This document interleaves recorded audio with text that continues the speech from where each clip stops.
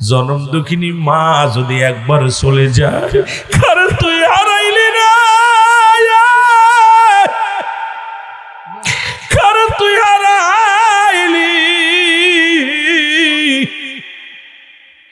আজকে যাদের নাই রে তারা বুঝবি, যাদের আছে আমরা বুঝি না। আল্লাহ নবীর ডাক দেখায়, নবী গো আমি জীবনেও মাফ করতে পারবো না। আল্লাহ নবী ডাক দেখায় সাহাবীরা রে তাড়াতাড়ি খড়িয়ানি আগুন নিয়ে খড়িয়ানা হলো, খড়িয়া নিয়ে আগুন নিয়ে জ্বালাইয়া সীতা জ্বালাইয়া আগুন দাও দাও করে জ্বলতেছিল। আল্লাহ নবী ডাক দেখায় সাহাবীরা রে আমার আলকামার দেহ কানে নিয়ে আগুনের মধ্যে পোড়া দাও, আবার আলকামার দেহ কানে নিয়ে আগুনে পুড়াইয়া দাও। আলকামার বডি নিয়ে যখন আগুনের মধ্যে দেওয়ার জন্য সাহাবীরা রওনা দিছে, ভিতর থেকে মা জননী দুঃখিনী মা একটা চিৎকার মেরে ডাক দেখায়, আল্লাহর নবী মুহাম্মদ আমি জনম দুঃখিনী মা, আমার কলিজার টুকরা সন্তানের আগুনে পুড়াইবা, আমি কেমনে মেনে নিব, আমি কেমনে সহ্য করব, আমি আমার কলিজার টুকরা সন্তানের পোড়া দেখতে পারবো না। আমার কলিজার টুকরা সন্তানের জীবনের সব ভুল মাফ করে দিলাম। তোমরা যখন তোমার মারে পাবা, বাবারে পাবা গো, এমন ভাবে খেদমত করবা, এমন ভাবে তাদেরকে সম্মান করবা, এমন ভাবে তাদেরকে স্নেহ করবা, এমন ভাবে তাদেরকে যত্ন করবা। কারণ আব্বা মা যদি অসন্তুষ্ট হয়ে যায় পৃথিবীর সব আমলগুলো বরবাদ হয়ে যাবে। এই জন্য 4 নাম্বার হলো তোমাদের পিতা মাতা রে। এই আব্বা মা আপনার আমার জন্য বড় নিয়ামত। যাদের আব্বা মা বেঁচে আছে, আব্বা মা ইন্তেকালের পরে 7টা হক, আব্বা মা দুনিয়ার মধ্যে জীবিত থাকতে 7টা হক, মোট 14টা হক হলো পিতা মাতার প্রতি। এখন আপনাদের আব্বা মা যাদের নাই একটু হাত তুলে দেখান দিক কার আব্বা মা নাই। অনেকেরই আব্বা নাই মা নাই। যাদের আব্বা মা নাই তাদের জন্য 7টা হক ভালো করে লিখে নেন, ভালো করে লেখে নেন। যদি হকগুলো আদায় না করেন কিসের ওয়াজ শুনে লাভ করে বাবা? ওয়াজ শুধু শুনে গেলাম, আমলও করলাম না। 1 নাম্বার হলো তাদের জন্য মাগফিরাত কামনা করা, 2 নাম্বার হলো তাদের জন্য সবর রেশনি করা, 3 নাম্বার হলো মুসলমান তাদের মুসলমান শুনে নাও, তাদের দিন আদায় পরিশোধ করা, ঋণ পরিশোধ করা, 4 নাম্বার হলো মুসলমান তাদের ওসিয়াত পূরণ করা। এই দুনিয়ার মধ্যে আব্বা মা যে ওসিয়াত গুলো করে গেছে শরীয়ত মোতাবেক এই ওসিয়াত গুলো পালন করা। 5 নাম্বার হলো মুসলমান শুনে নাও, আব্বা মার আত্মীয় স্বজন যারা থাকবে তাদের সঙ্গে সদ্ব্যবহার করা, তাদের সঙ্গে পরামর্শ করা, তাদের সঙ্গে যোগাযোগ রাখা, তাদের সঙ্গে ভালো ব্যবহার করা। 6 নাম্বার হলো আব্বা মার আত্মীয় স্বজন যারা আছে তাদেরকে সাহায্য সহযোগিতা করা।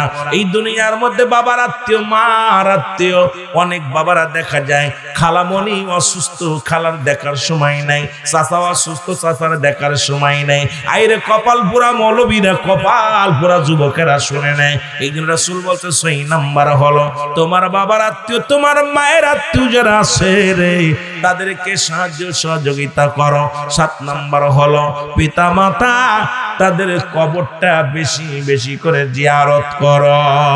এখন আমি আপনাদের কাছে জানতে চাই, ফজরের নামাজ পড়ে কে কে আব্বা মার কবরটা জিয়ারত করেছেন? একটু হাত উঠায় দেখা। 1 নাম্বার পিতা মাতা, তোমার বাবা কানা, তোমার বাবা খুড়া, তোমার বাবা লুলা, তোমার আব্বা তোমার মাথার তাজ, তোমার কলিজার টুকরা। এই জন্য রাসূল বলছে 1 নম্বরে তাদের মর্যাদা দিতে হবে, 1 নম্বরে তাদের সম্মান করতে হবে। এই পৃথিবীর মধ্যে কোথায় মৌলবী, কোথায় রুহুল আমিন, কোথায় পীর সাহেব দেখার সময় নাই। কোন পীরগম পৃথিবীর মধ্যে আমরা পীর কথা মনে কিছু করবেন না বাবা।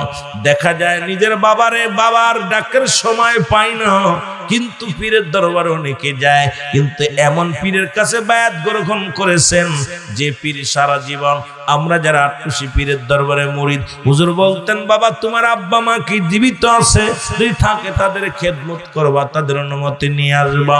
একটা কথা বলে রাখি, পৃথিবীর মধ্যে সারা পৃথিবী আমাকে একদিকে দিবে, আমার মা আমার বাবা একদিকে, কারণ সবচাইতে আমার মায়ের মর্যাদা বেশি, আমার বাবার মর্যাদা বেশি, আমার আল্লাহর পরে আমার মা বাবার স্থান। এই রাসূল বলছে 1 নম্বরে তাদেরকে মর্যাদা দিতে হবে, তাদেরকে সম্মান করতে হবে। 2 নাম্বার মুসলমান তাদের কথা মেনে চলতে হবে, আব্বা মার কথাগুলো মেনে চলতে হবে। 3 নাম্বার হলো তাদের প্রয়োজনীয়তা পূরণ করা লাগবে, তাদের কি প্রয়োজন পূরণ করা লাগবে। 4 নাম্বার হলো বাবারে তাদেরকে মনে প্রাণে ভালোবাসা লাগবে। এখন মনে প্রাণে তোর বিবি পৃথিবীর মধ্যে ধন সম্পদ, এই পৃথিবী সারা পৃথিবী একদিকে, তোমার মা তোমার বাবা একদিকে। পৃথিবী চাই না মাকে চাই বাবাকে চাই, কারণ এত বড় নিয়ামত এই পৃথিবীর মধ্যে যারা পাইলা তাদের মতো মুসলমান এই দুনিয়ার মধ্যে এদের মতো ভাগ্যবান আর নাই। আজকে যাদের মা নাই, যাদের বাবা নাই, আল্লাহ আল্লাহ, কার জন্য আব্বা নাই, কার জন্য মা নাই। ও যাদের আছে আজকে বাড়ি যাবি, বাড়ি যায় মায়ের পায়ের মধ্যে পড়ে যাবি, বাবার পায়ের মধ্যে পড়ে যাবি। যতক্ষণ তোর বাবা মা তোর উপরে রাজি হবে না, খুশি হবে না, পাটা ছাড়বি না। ওই কদমের মধ্যে আছে জান্নাত, ওই কদমের মধ্যে আছে শান্তি, ওই কদমের মধ্যে আছে ভালোবাসা। জোরে জোরে চিল্লায় বলা যাবে না মারহাবা। এই জন্য তাদের আব্বা মা দুনিয়ার মধ্যে জীবিত আছে রে। আমি তোদের হাতে ধরে বলে যাই, যুবকেরা পায়ে ধরে বলে যায়, আজ থেকে জান্নাত যদি কামাই করে নিতে হয়, আব্বা মার কদমের তলে নিসার হয়ে যাও, বাবা মার কদমের তলে নিসার হয়ে যাও। 3 শ্রেণী মানুষের দোয়া কবুল হয় না। নাম্বার 1 পিতা মাতার নাফরমানি সন্তান, 2 নম্বরে এতিমের মাল ভক্ষণকারী, 4 নাম্বার হলো হিংসুটে মানুষ। এই 3 শ্রেণী মানুষের দোয়া কবুল করে না। তুই যত বড় বক্তা হও, যত বড় মুফতি হও, বাইতুল মুকাররমের খতিব হও, কাবা শরীফের ইমাম হও, মা রাজি নয়, বাবা রাজি নয়, তোর ইবাদত বন্দেগী সব বরবাদ, সব বরবাদ। এই জন্য আমি তোমাদেরকে বইলা যাই, এই দুনিয়ার মধ্যে যাদের আব্বা মা জীবিত আছে, এই মুসলমান শুনে নাও, জান প্রাণ দিয়ে তাদের ভালোবাসবা, মন প্রাণ দিয়ে তাদের ভালোবাসবা, এই অন্তর থেকে ভালোবাসবা।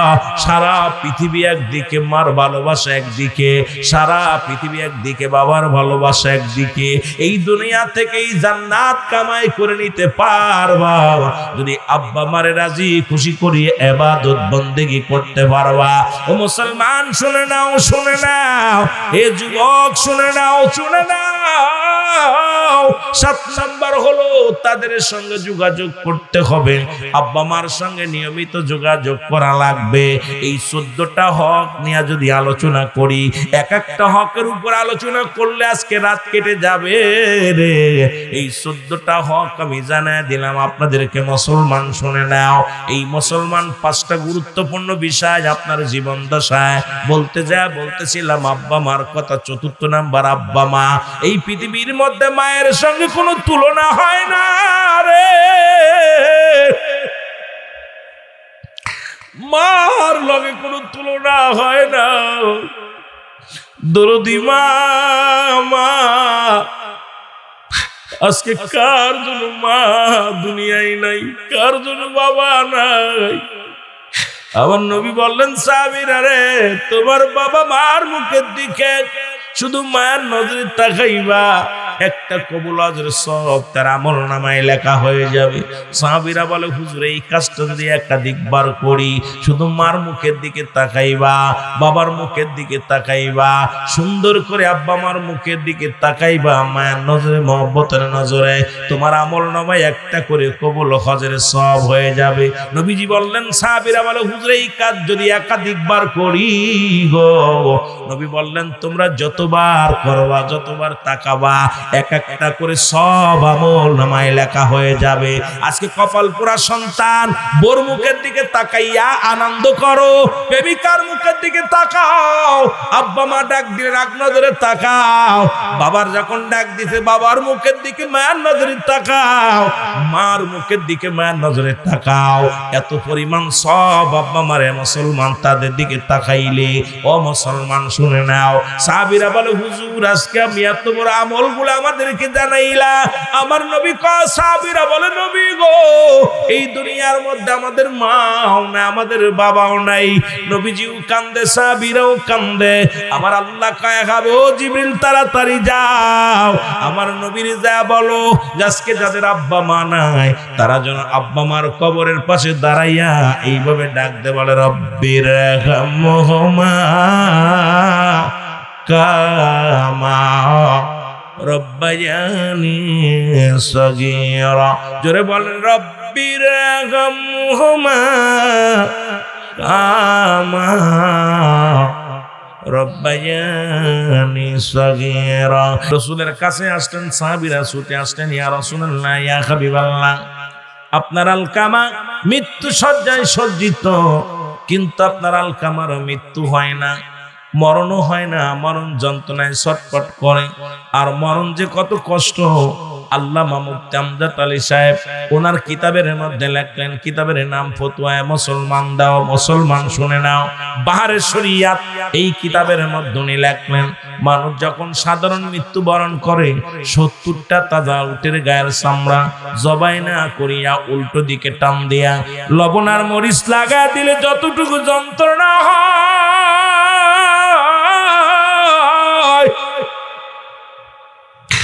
এর চাইতে 70 গুণ যন্ত্রণা একটা সাধারণ মৃত্যু গো। আমরা যারা মরণকালে পায়খানা করে দিই, আমরা যারা মরণকালে প্রস্রাব করে দিই, আমরা যারা মরণকালে মুসলমান জিহ্বা বাইর হয়ে যায়, কত মানুষ মরণের সময় জিহ্বাটা বড় হয়ে যায়, কত মানুষ মরণের সময় চোখ দুটি বড় বড় হয়ে যায়, এদের মরণটা কত কঠিন হয়। আল্লাহ আল্লাহ, ও আমার আল্লাহ, কত মানুষের গোসল করাতে যে দেখছি তারা পায়খানা প্রস্রাব করে দিছে, কত মানুষ গোসল করাতে যে দেখছি চোখ দুটি বড় হয়ে গেছে, কাপড়ের কাপড় পরানো পর জিহ্বাটা ভিতরে দেয়া যায় নাই। এই মরণ যদি এত কঠিন হয় রে, ওই কঠিন মৃত্যুটা কত কঠিন হয়। ও যুবক, এই মরণের পেয়ালা পান করতে হবে। রাসূলের সাহাবীরা বলে, নবী গো, মায়ের নবী, আপনার আলকামা মৃত্যু শয্যায় সজ্জিত, কিন্তু মরণ হয় না। আল্লাহর নবী সাহাবীদেরকে বললেন, সাহাবীরা রে যাও। রাসূলের সাহাবীরা দৌড়ে আসলেন, নবীজি বললেন, যাইয়া আলকামার চারিপাশে দাঁড়ায়া দাঁড়ায়া দোয়া পড়ো, কালেমা পড়ো, আশহাদু আল্লা ইলাহা ইল্লাল্লাহু ওয়াহদাহু লা শারীকা লাহু ওয়া আশহাদু আন্না মুহাম্মাদান আবদুহু ওয়া রাসূলুহু লা ইল্লাল্লাহু মুহাম্মাদুর রাসূলুল্লাহ। আল্লাহর নবী ডাক দিয়ে বলে, সাহাবীরা রে তোমরা যাও, তাড়াতাড়ি যাও, হযরত আলকামার চারিদিকে দাঁড়াইয়া তোমরা দোয়া দুরূদ পড়ো, কালেমা পাঠ করো। সারা দিন কেটে গেল, আলকামার মৃত্যু হয় না, আলকামা রাদিয়াল্লাহু তাআলার মরণও হয় না। আল্লাহর নবীর কাছে সাহাবীরা ছুটে আসলেন, ডাক দিয়ে বলে, ইয়া রাসূলুল্লাহ, ইয়া হাবিবাল্লাহ, মায়ার নবী, দয়ার নবী গো,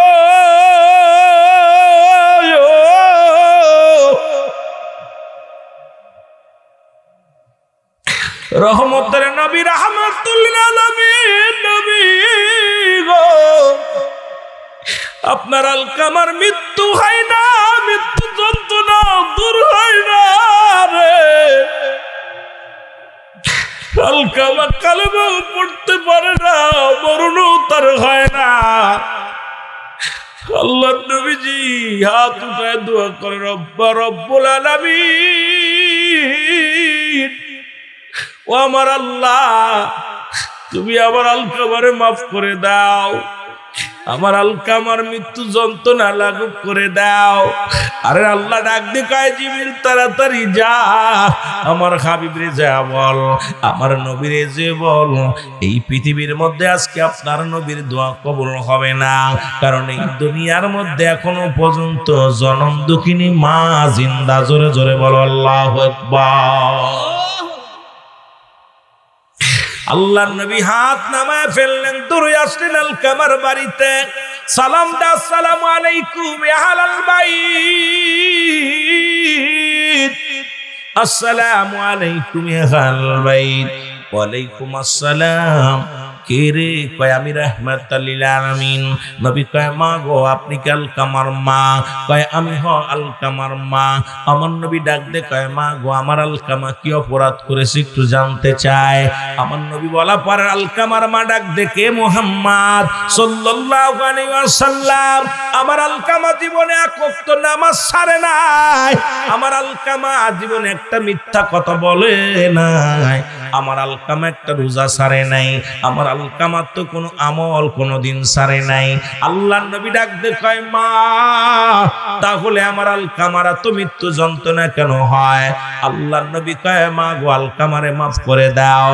আলকামার মা ডাক দে কয় আল্লাহর নবী গো শোনো, এরে আমার আলকামা জীবনে কোনোদিন আমল ছাড়ে নাই, আমি আমার আলকামারে মাফ করতে পারবো না। আমার নবী কয় মা গো, তুমি কেন মাফ করবা না? কয় মা, আল্লাহর নবীর ডাক দিকে মুহাম্মদ সাল্লাল্লাহু আলাইহি ওয়াসাল্লাম, সবচেয়ে বড় কষ্ট হলো আমার সন্তান আলকামা সারা জীবন বোর পরামর্শ অনুযায়ী চলতো, আজকে সবাই বোর কথা শুনি মাকে গালি দি, আরে বোর কথা শুনিয়া বাবারে গালি দি। ও যুবক, যেদিন তোদের এই মা বাপ থাকবে না, মা নামে বৃক্ষ বট বৃক্ষ গাছটা যেদিন থাকবে না, বাবা নামের বট বৃক্ষ যেদিন থাকবে না, সেদিন বুঝবি, সেদিন বুঝবি মা বাবা কত বড় নিয়ামত ছিল। আল্লাহর নবী ডাক দিয়ে কয় মা, মা গো কি বলতে চাও? কয় বাবা, বাবা মুহাম্মদ, আমার আলকামা সারা জীবন বোর পরামর্শ অনুযায়ী চলতো, বোর কথা মূল্যায়ন করত, আমি মার কোনো মূল্যায়ন করতো না, আমি মায়ের কোনো কথা রাখতো না, এই জন্য আমার মনে বড় কষ্ট। নবী ডাক দিয়ে কয় মা, তুমি আলকামারে মাফ করে দাও, আমার আলকামারে তুমি ক্ষমা করে দাও। আলকামার মা ডাক দেখায়, ও নবী মুহাম্মদ, আরে আমি জীবনে ও সন্তানের মাফ করব না, কারণ এই দুনিয়ার মধ্যে বউর পরামর্শ অনুযায়ী চলতো। আমরা যুবকেরা বউ পায়া মার কথা ভুলে যায়, আরে কিসের বউ? যদি বউ মরে যায় বউ পাওয়া যাবে।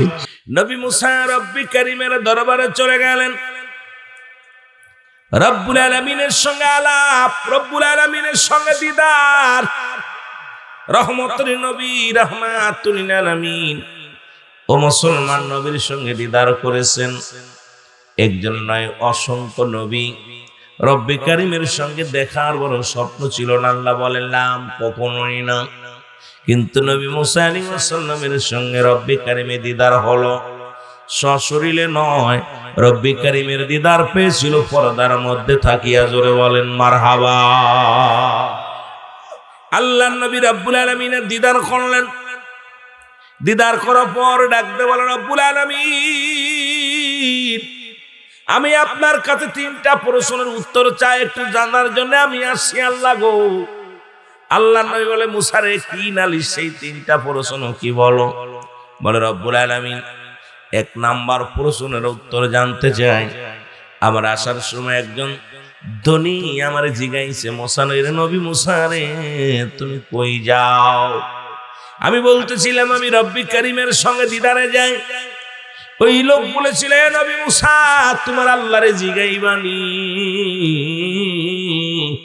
এই দুনিয়ার মধ্যে এত পরিমাণ ধন সম্পদ আমার আল্লাহ দান করেছে, কি আমল করলে আমার ধন সম্পদ কমে যাবে? আমার আল্লাহ ডাক দে কয়, নবী মুসা রে ওই ধনীরে যা বলবা সেজন্য আজ থেকে আমার শুকরিয়া করা বন্ধ করে দেয়। জোরে জোরে চিল্লায় বলা যাবে না আল্লাহু আকবার। এ মুসলমান, দ্বিতীয় ব্যক্তি ডাকতে বলে, আল্লাহর নবী মুসা, আল্লাহ রাব্বুল আলামিনের কাছে দরখাস্ত বলে, ইয়া রাব্বুল আলামিন, আরেকজন ব্যক্তি আসার সময় বলেছিল, আল্লাহর নবী মুসা কই যাও? আমি বলেছিলাম আমি যাইতেছি রব্বে কারীমের দিদারে। ওই লোকটা আমারে বলেছিল, আমার মাওলা গো, সে দুনিয়ার মধ্যে বড় গরিব। ওই ব্যক্তি আমাকে বলেছিল, নবী মুসা রে, তোমার আল্লাহরে জিগাইবানি, আমারে কেন ধনী বানায়, আমারে কেন গরিব বানাইলো? আমার চাল আনতে তেল ফুরোয়, তেল আনতে ডাল ফুরোয়। এই গরিব মানুষ, আমি কি আমল করলে আমি ধনী হব? আমার মাওলারে জিগাইবানি। এ রব্বুল আলামিন, আপনি বলে দেন, ওই লোকটা কি আমল করলে ধনী হবে? আমার আল্লাহ ডাক দিয়ে কয়, নবী মুসা রে, ওই লোকটারে যা বলবা, সেজন্য আমার নামে বেশি বেশি শোনার সঙ্গে সঙ্গে বেশি বেশি করে শুকরিয়া আদায় করে জোরে জোরে চিল্লায় বলো আলহামদুলিল্লাহ।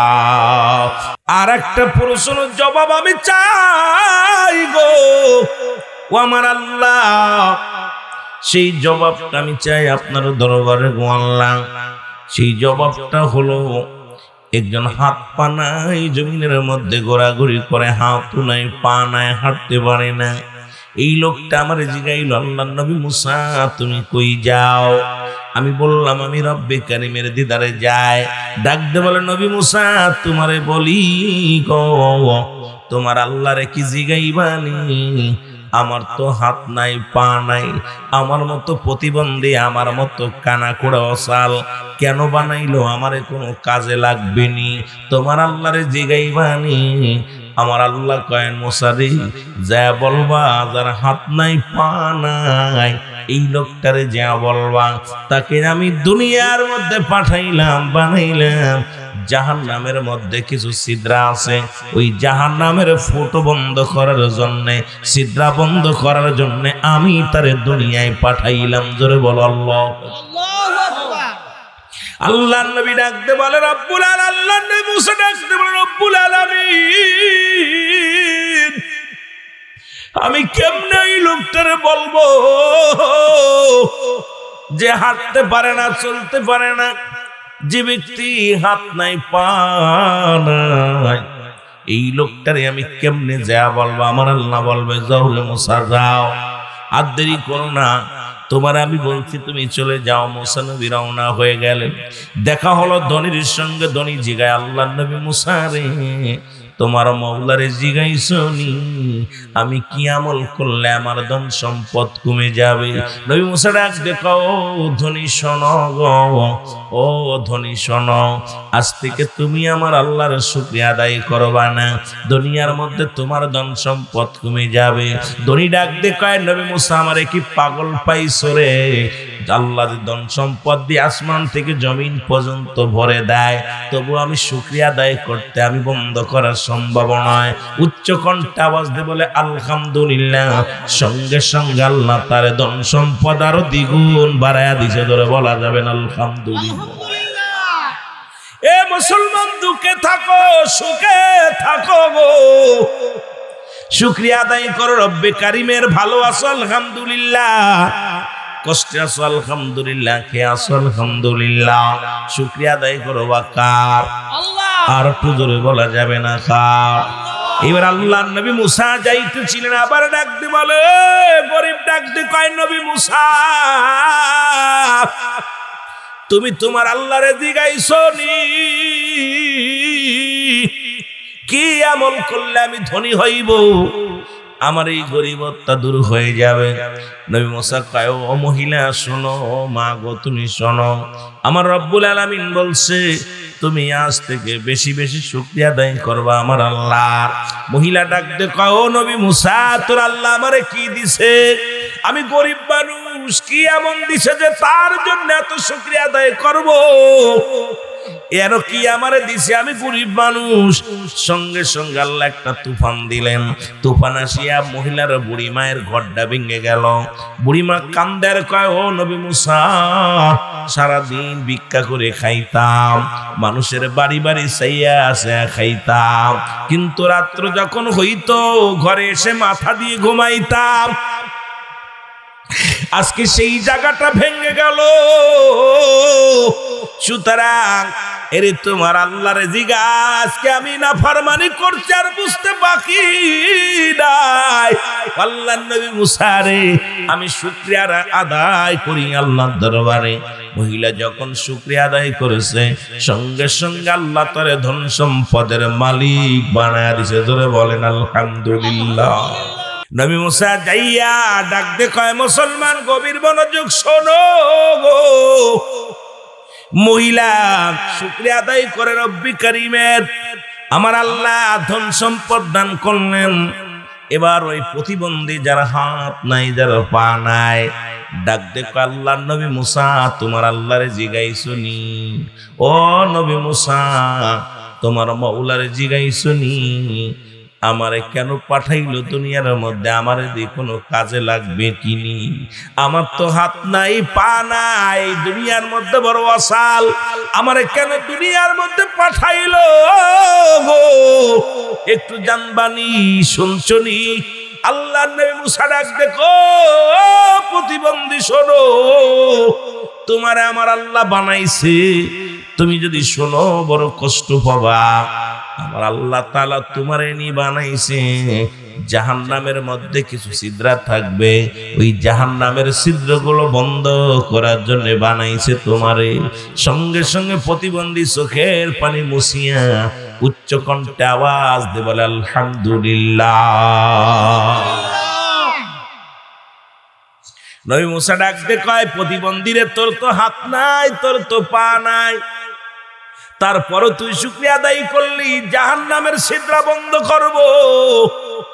প্রতিবন্ধী কয়, আমি শুকরিয়া আদায় করি আমার আল্লাহর দরবারে, আমার তো বিনা কারণে বানাই নাই, আমার তো বিনা প্রয়োজনে বানাই নাই, আমার একটা কাজে লাগাইব, এই কথা হই না আমি বড় খুশি হয়েছি, শুকরিয়া আদায় করেছি, আমি বিনা কারণে আমারে পাঠাই নাই, আল্লাহ আমারে কাজে লাগাইব, এইটা শুনে আমি খুশি হয়েছি। আমার আল্লাহ ডাক দে কয়, জিবরিল তাড়াতাড়ি যা, এরে যাইয়া নবী মুসারে যাব।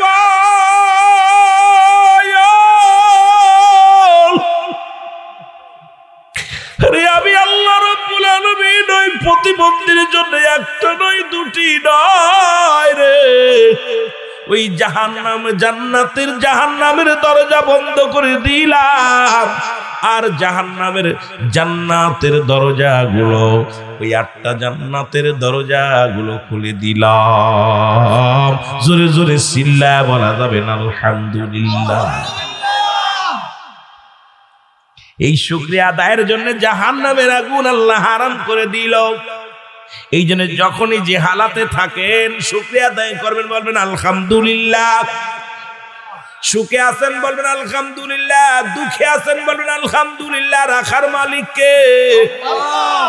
পৃথিবীর কোনো বাদশা নয়, পৃথিবীর কোনো রাজা নয়, পৃথিবীর কোনো প্রধানমন্ত্রী নয়, পৃথিবীর এমপি মন্ত্রী কেউ সুখে রাখতে পারে না, সুখে দুঃখে রাখে আমার আল্লাহ। যখনই যে হালাতে থাকবেন শুকরিয়া আদায় করবেন, শুকরিয়া আদায় যখন করবেন রব্বে কারীম অত্যন্ত খুশি হয়ে যাবে। এই জন্য নাফরমানি করবেন না। যখনই যে হালাতে থাকবেন বলুন আল্লাহ ভালো রাখছে আলহামদুলিল্লাহ। আল্লাহ খুশি হইয়া রহমত দান করবে, বরকত দান করবে। আল্লাহ আমাদের সবার বোঝার তৌফিক দান করুক। সকলে চিল্লায়া চিল্লায়া বলেন আলহামদুলিল্লাহ। রহমতের নবী রাহমাতুল লিল আলামিন বলেছে, দুনিয়ার মানুষ শোনো, এই দুনিয়ার মধ্যে 5টা নিয়ামত পাইয়া এমন ভাবে আঁকড়ে ধরবা গনিমতের মালের মতো যুবক। যেহেতু অনেক যুবকরা আজকের মাহফিলে আসছো, বাবা শুনে নাও। আমরা আস্তে আস্তে আলোচনার মধ্যে যাই। রসুল বলছেন জীবনে 5টা জিনিস পাইয়া খুব আঁকড়ে ধরবা, এই 5টা নিয়ামত পাইয়া বড় আঁকড়ে ধরবা। সেই নিয়ামত গুলো খবরদার ভুল করবা না। যেমন গনিমতের মাল, পৃথিবীর মধ্যে গনিমতের মাল, এই মালগুলো যখন যুদ্ধের ময়দানে বাতিলদেরকে পরাজয় করে, যখন মুসলমানরা এই মালের মালিক হলো, রাসূল বললেন এটা যে যেটা ধরো বা যে যেটা পাওয়া তোমরা নিয়ে যাও। জীবনে তোমার এই জীবন দশায় এই পাঁচটা জিনিস যখন তুমি আসবে, এই পাঁচটা জিনিস তুমি আঁকড়ে ধরবা, গনিমতের মালের সঙ্গে তুলনা করছে। আজকে অনেক যুবক বাবারা আছেন, এই জন্য আলোচনাটা করে যায়। আমরা এই পাঁচটা নিয়ামত পাইয়া আমরা যেন গনিমতের মালের মতো আঁকড়ে ধরতে পারি। জোরে জোরে চিল্লায় বলা যাবে না মারহাবা। এই যৌবন বয়সটা তুমি লেখাপড়া করিয়া যখন যৌবন আসলো, চাকরি করো, সরকার তোমাকে বেতন দেয়, বুড়া কালে একটা পেনশন দেয়। যৌবন বয়সটা তুমি সরকার যদি না দিতা, পেনশন তোমার দিত না। এই জন্য যৌবন বয়সে যত ইবাদত বন্দেগী করতে পারবা, যৌবন বয়সে খোদার কোলা গোলামি যেমনি করতে পারবা, বুড়া বয়সে পারবা না। এই জন্য রাসূল বলছে এই যৌবন বয়সটা এমন তুলনা করছে মুসলমান গনিমতের মালের সঙ্গে। এই সময়টা ঘুরে বেড়ানো সম্ভব নয়। যৌবন বয়সে বন্ধু বানাবা না, ভালোবাসা করবা, ভালোবাসবা, কিন্তু বন্ধু বানাবা না। কেন বানাবা না? এই যৌবন বয়সটা পাপের জন্য বড় গুরুত্ব, পাপের জন্য বেশি মানুষ আনসান করে। কথাগুলো বললে বুঝতে পারবেন। আল্লাহর নবী হযরত আবু বকর সিদ্দিক রাদিয়াল্লাহু তাআলাকে ডাক দিয়ে বলে, আবু বকর, পৃথিবীর মধ্যে আমি যদি তোমারে বন্ধু বানাইতাম, আমি তোমারে বন্ধু বানাই নাই, তোমারে আমি ভালোবাসি। ও আবু বকর শুনে নাও, তুমি আমার একজন ভালোবাসার একজন মানুষ, আর আমার একমাত্র বন্ধু আমার আল্লাহ। কারণ এই জন্য আমি আমার বন্ধুর যার গোলামি করি। আজকে বন্ধু বান্ধবের যৌবন বয়সে যারা বন্ধুর পাল্লায় পড়েছে, একাধিক বন্ধুর পাল্লায় পড়েছে, তার জীবনটা বরবাদ হয়ে গেছে। যুবক, আমি নিজেই প্রমাণ। ছাত্র জীবনে যখন লেখাপড়া করেছি, সবাইয়ের বন্ধু বানাই নাই, ভালোবেসেছি। যারা একসাথে লেখাপড়া করেছি তাদের সাথে সুসম্পর্ক রেখেছি, কিন্তু বন্ধু বানাই নাই। আজকে যদি বন্ধু বানাইতাম, আজকে আমার ওদের ওই পথে চলতে হতো, আল্লাহর দ্বীনের পথে থাকতে পারতাম না। এই যে রাসূল বলছে যৌবন বয়সে বেশি বন্ধু বানাও না। বন্ধু বানাও আল্লাহর, বন্ধু বানাও রাসূলের, বন্ধু বানাও যার গোলামি করলে খুশি হয় আমার আল্লাহ। আজকে এমন বন্ধু বানাইলা, 12টা বাইজা যাবে তোমার জীবন। বন্ধুর মন রক্ষা করতে যাইয়া অনেক ছাত্র জীবন ঝরে গেছে। দেখা যায় বন্ধু, অনেকগুলো বন্ধু লেখাপড়া করতে বইছে, ডাক দিল বন্ধু আয় বাজারে যায়, বন্ধুর কথা রক্ষা করতে যায়, লেখাপড়া ছেড়ে দিয়ে বাজারে চলে যায়। বন্ধু একটা সিগারেট খায়, কয় বন্ধু একটা টান দে। দেখা যায় বন্ধুর কথা রক্ষা করতে যায় মাদকের আসক্ত হয়ে যায়। দেখা যায় মুসলমান একজনের সাথে হট্টগোল শুরু হয়ে গেল, বন্ধুরে কয় বন্ধু অনেকে পিটায়। দেখা যায় ছেলেটা মুসলমান, ওর চরিত্র খারাপ হয়ে গেল। এই জন্য দুনিয়ার জিন্দেগির মধ্যে এই যৌবন বয়সে একমাত্র বন্ধু বানাইবা আমার আল্লাহর, একমাত্র বন্ধু বানাইবা আমার রাসূলের। যদি তোমরা দুনিয়ার মধ্যে বাঁচতে চাও, এই জন্য বন্ধু বানাও না, বন্ধু বানাও আল্লাহর গোলামি করো, রাসূলের রাসূলের ভালোবাসো, ইসলামের বিধান মেনে চলো। এই দুনিয়াতে শান্তি, পরপারেও শান্তি পাবা। আর আজকে যারা ওই বন্ধু বান্ধব ছেড়ে দিয়া লেখাপড়া করছে মন দিয়া, এই ছেলে আজকে কামিয়াব হয়েছে, চাকরি পেয়েছে, ব্যবসা করেছে, এই দুনিয়ার মধ্যে ইজ্জত সম্মান তার বেড়ে গেছে। আর ওই বাজে বন্ধুদের সঙ্গে যাদের আড্ডায় পড়ে গেছে, সন্ত্রাস, ডাকাত, মস্তান, মুসলমান শুনে নাও, ভ্যান চালক, রিক্সা চালক, এই তো আমাদের জীবন। এই জন্য আজ থেকে প্রতিজ্ঞা করব, কোন দুনিয়ার কোন বন্ধু বানাইবো, যারে বানাইবো সেজন্য আল্লাহমুখী হয় এমন বন্ধু বানাও। যে বন্ধু তোমার আসরের আযান দিছে, খেলা বন্ধ করে আয় মসজিদে যায়। ফজরের আযান দিছে, ফজরের সময় ডাক দিবে, আয় বন্ধু আয় মসজিদে যায়। জোহরের আযান দিছে, আয় বন্ধু মসজিদে যায়। এরে মুসলমান, আসরের আযান দিছে, আয় বন্ধু মসজিদে যায়। বন্ধু দুনিয়ার মধ্যে অন্যায় পথে নাই, এমন বন্ধু বানাও জীবনে সেজন্য গানের প্যান্ডেলে না নিয়ে যায়। এমন বন্ধুকে বন্ধু বানাও যে জন্য তোমার মদের প্যান্ডেলে না নেয়। এমন মানুষটারে বন্ধু বানাও যে বন্ধু তোমার জন্য তাসের প্যান্ডেলে না নেয়। এমন বন্ধু বানাও যে জন্য ওই পতিতালার দিকে না নিয়ে যায়। এমন বন্ধু বানাও যে জন্য ওই বেগানা নারীর সঙ্গে চলা না শেখায়। এমন বন্ধু বানাও যে জন্য তোমার বাবা মার খেদমতের জন্য উৎসাহিত করে, বাবা মার খেদমত নিজেও করে, অন্য তোমাকেও মুসলমান তাগিদ দেয়।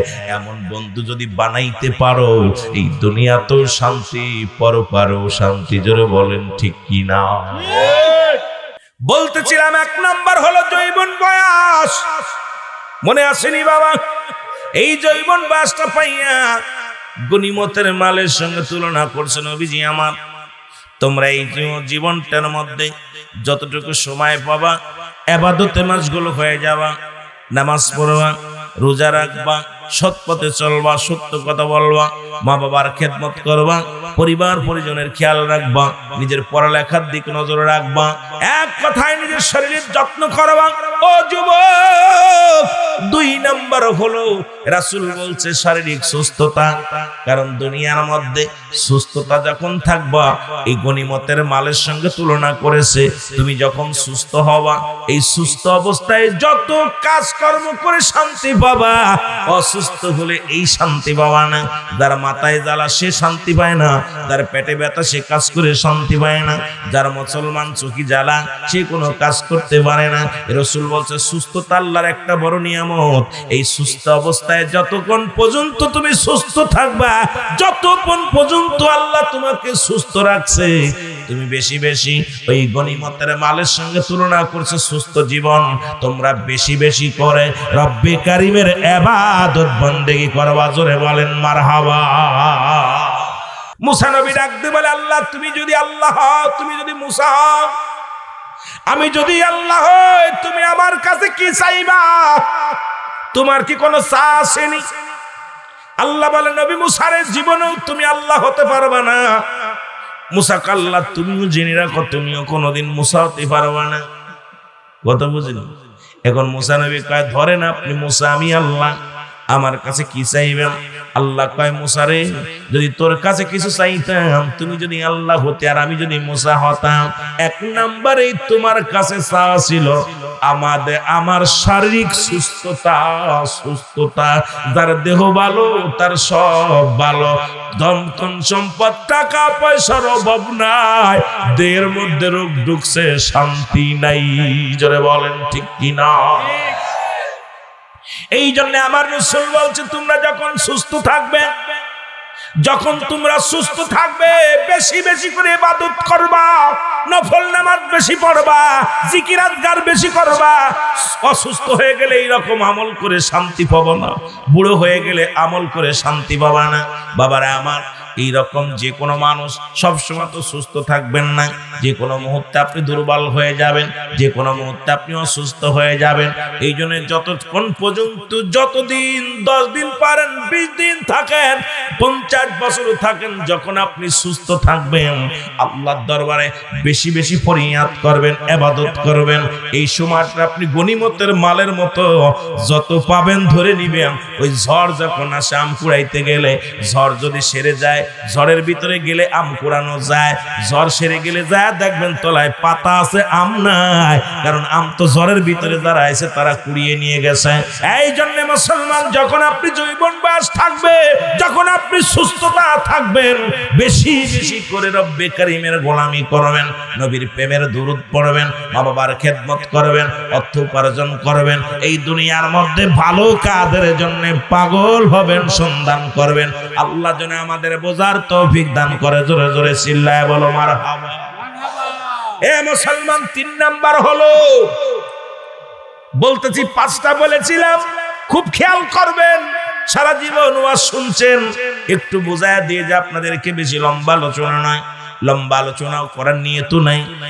3 নাম্বার হলো এই পৃথিবীর মধ্যে অর্থ সম্পদ, পৃথিবীর মধ্যে রাসূল বলছে যখন তোমাদের কাছে অর্থ সম্পদ আসবে, উপার্জন আসবে, সবসময় উপার্জন হয় না। দেখবেন একসময় আপনি অনেক মানুষ আছেন হাজার হাজার টাকা ইনকাম করেছেন, এখন 200 করতে পারেন না, 500 করতে পারেন না। আর যখন আপনি রিটায়ার্ড হয়ে যান, দেখা যায় ছেলের কাছে হাত পাততে হয়, বাজান রে আমার পান কেনার টাকা দাও, বাজার করার টাকা দাও। এই জন্য রাসূল বলছে যখন তোমরা উপার্জন করবা, তোমরা নিজেরা যখন কামাই করবা, এটা গনিমতের মালের মতো, তোমরা এই দান ধ্যান বেশি করবা, সব কিছু রেখে দিবা না।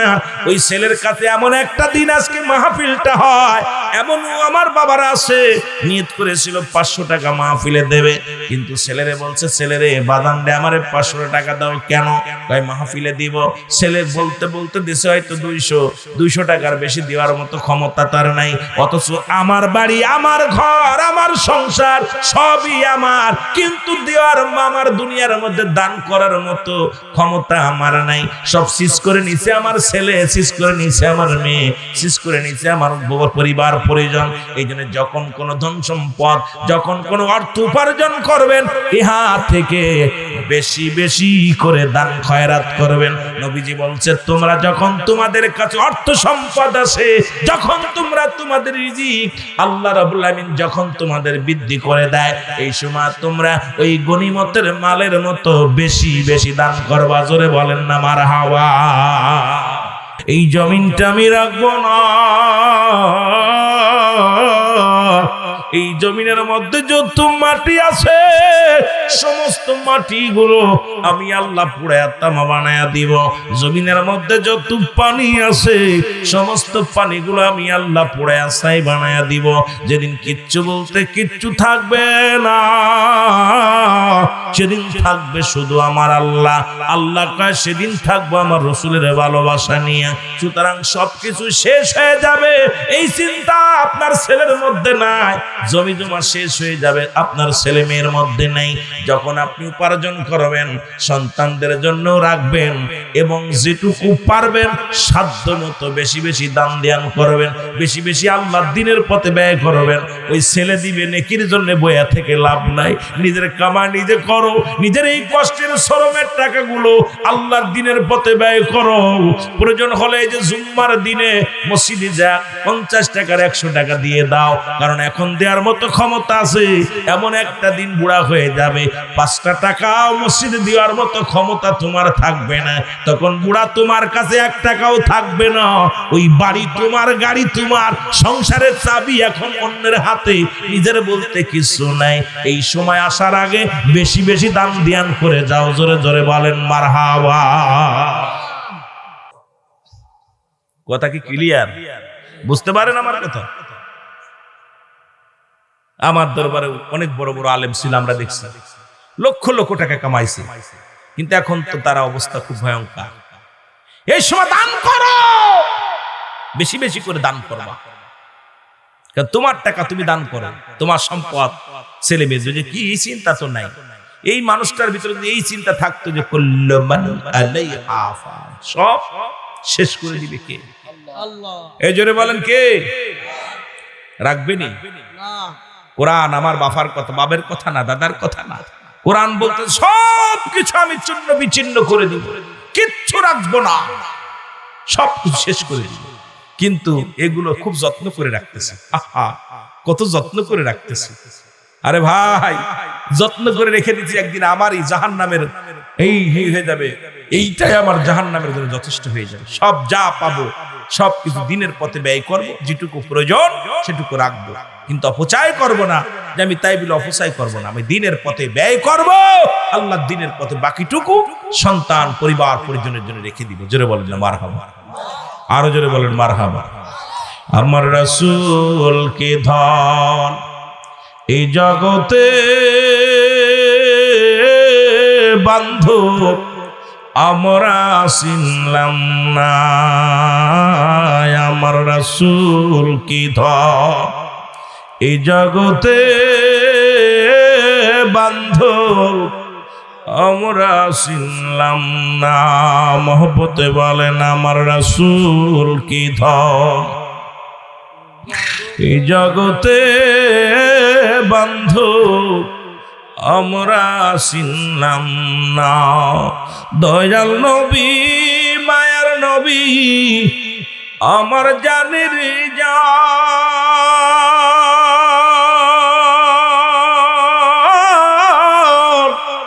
তুমি বিনে কঠিন দিনে কে বাঁচাবে মান আমার। রসুল কি ধন এই জগতে বান্ধব আমরা চিনলাম না। আল্লাহুম্মা চাকুই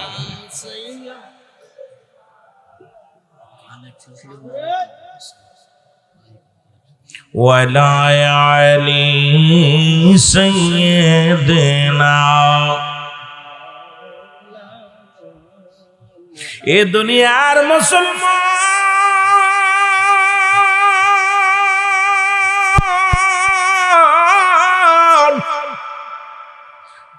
এই মা বাবা দোয়া করলে জান্নাতের মালিক হওয়া যায়। এই জন্য আজকে যাদের আব্বা মা জীবিত আছে রে বাজান, একটু বেশি বেশি করে মা বাবার খেদমত করবি, মা বাবার কথা মতো চলবি। যাদের দুনিয়ার মধ্যে নাই তারা কবরের পাশে দাঁড়ায়া দাঁড়ায়া চোখের পানি ছেড়ে কানবি আর বলবি রব্বির হামহুমা কামা রব্বায়ানি সগীরা। জোরে জোরে চিল্লায়া বলা যাবে না মারহাবা। এ মুসলমান শুনে নাও, শুনে নাও। 5 নাম্বার হলো, 4 নাম্বার গেল, 5 নাম্বার হলো নবীজি বলছে তোমাদের জীবনে যদি মাহে রমজান মাস আসে, এই রমজান মাসটাকে খুব গুরুত্বপূর্ণ দিয়া ধরবা। কারণ এই মাসের মধ্যে 3টা ভাগ আছে, একটা হলো রহমত, আর একটা হলো মাগফিরাত, আর একটা হলো নাজাত। এই মাসের মধ্যে আছে লাইলাতুল কদর, যেটা একবার যদি কোনো ব্যক্তি পেয়ে যায় 1000 বছরের চাইতে উত্তম হয়ে যাবে। এই মাসটার মধ্যে আছে অনেক ফজিলাত, এই 20টার উপরে ফজিলাত। তার মধ্যে 1 নাম্বার হলো, এক ফজিলাত হলো 7টা দেখে রোজা ভাঙ্গা। 7 দেখে রোজা রাখা এটা বড় গুরুত্ব ফজিলাত। মা ইফতারি করা বড় ফজিলাত, রোজা রাখা বড় ফজিলাত। মুসলমান ইফতারি করা বড় ফজিলাত, সেহরি করা বড় ফজিলাত। এই রোজা রাখিয়া দান ধ্যান করা বড় ফজিলাত। এই রমজান মাসের শেষ 10টা দিন ইতিকাফে থাকা বড় ফজিলাত। বিজোর রাত দেখিয়া দেখিয়া ইবাদত করবা। মাহে রমাদান মাস পাইলে এটা এমন ভাবে আঁকড়ে ধরবা, এমন ভাবে যত্ন করবা, এই মাসটার বড় যত্ন করবা। 3টা মাস, একটা রজব মাস, এই মাসটা হলো আমার আল্লাহর, শাবান মাসটা হলো আমার নবীজির, আর মাহে রমাদান মাস হলো নবীর উম্মতের। এই 30টা মাস মুসলমান শুনে নাও, এই 12 মাসের মধ্যে 3টা মাস, একটা মাস নিচে আমার আল্লাহ, সেই মাসটা হলো রজব মাস, যে মাসে আল্লাহ রাসূলের সঙ্গে দিদার করেছিলেন, রাহমাতুল লিল আলামিনের সঙ্গে আমার আল্লাহ পাকের দিদার হয়েছিল। সেই মুসলমান রজব মাসটা। আর একটা মাস হলো মুসলমান শাবান মাস। এই শাবান মাসটা নবীজি আমার নবীজিকে দিয়ে দিয়েছেন। এই মাসটা নবীজি রমজান মাসের পরে যদি কোনো মাস অধিক পরিমাণ রোজা রাখতেন, সেই মাসটার নাম হলো শাবান মাস। আর মাহে রমাদান মাস দিছে এই পাপী গুনাহগারের গুনাহ ঝরানোর জন্য। সুতরাং আর মাত্র একটা দিন আমরা পাবো, তারপরে আমাদের রমাদান মাস। এই মাসের মধ্যে লাইলাতুল কদর আছে, যে মাসটা মুসলমান, যে দিনটায় রব্বুল আলামিন অসংখ্য ফেরেশতা জমিনের মধ্যে পাঠিয়ে দেয়। একজন নয়, 70,000 ফেরেশতা এই জমিনের মধ্যে ফেরওয়ান করে। আর ডাক দে বলে, ফেরেশতারা ডাক দে কও মোল্লা সাহেব ওঠো, উঠে তুমি নিয়ামত চেয়ে নাও। এদিন যে যা চাইবে রব্বুল আলামিন সেইটাই দান করবে, ফেরেশতাদের দান করবে। আল্লাহ যেন এই দান, এই মাসটা যেন পরিপূর্ণভাবে আমল করতে পারি, সেই তৌফিক যেন আল্লাহ দান করে। জোরে বলেন আমিন। এই মাহে রমাদান মাস বড় ফজিলাতপূর্ণ মাস। এই মাসের মধ্যে গুনাহ মাফ, এই মাসে ফেরেশতাদের ছেড়ে দেয়, শয়তানের আবন্ধ তালাবন্ধ করা হয়, জান্নাতের দরজা খুলে দেয়, জাহান্নামের দরজাগুলো বন্ধ থাকে। এই মাসে অসংখ্য ফেরেশতা জমিনে নেমে আসে, জমিনে নেমে আসে। এই মাসে যদি ঘুমাইলো সারা রাত ভরে ইবাদত করবেন, দিন ভরে জেগে জেগে আল্লাহর কাছে প্রার্থনা করবেন। আল্লাহ রাত ভরে জেগে জেগে আল্লাহরে ডাকবেন, দিন ভরে মেহনত করবেন, খেদমত করবেন, আল্লাহর গোলামি করবেন। আল্লাহ যেন আমাদের বুঝার তৌফিক দান করে, সকল বলুন আমিন। এসেছেন যত নবী সকলের ইমাম, সালাম তোমায় গো নবী, হাজার সালাম নবী।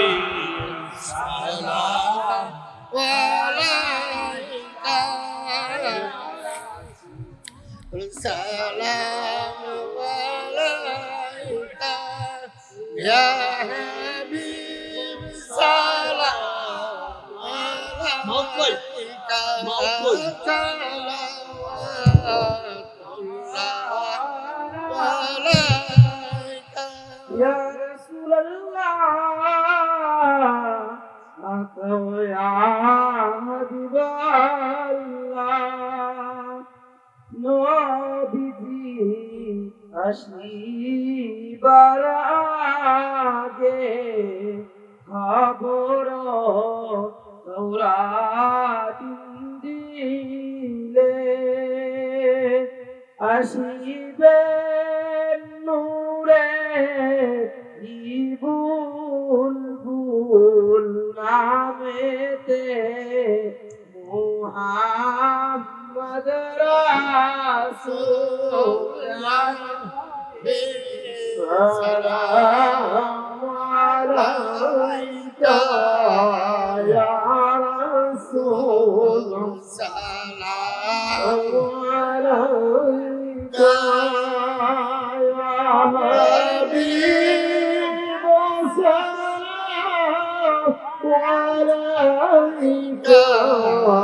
সালামু আলাইকা নবীজি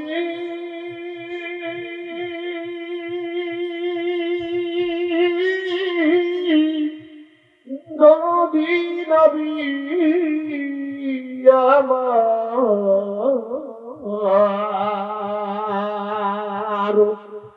আপনাকে দেখতে মনে চায়, কেমনে দেখি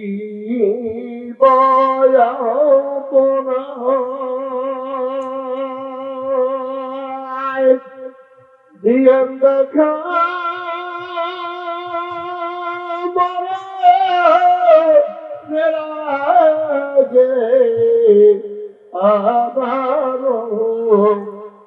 আবার খাতিরে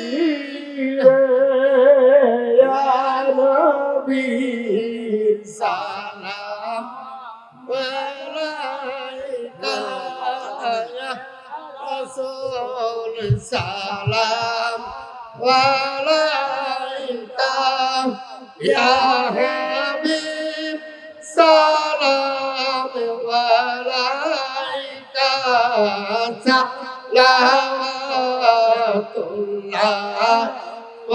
আলাইকা ইয়া রাসূলুল্লাহ ইয়া হাবিবাল্লাহ। মদিনার রওজা হইতে পারেন গো এই জলসায় আসিতে, পীরে মোদের লাশ কবরে রাখিলে দিন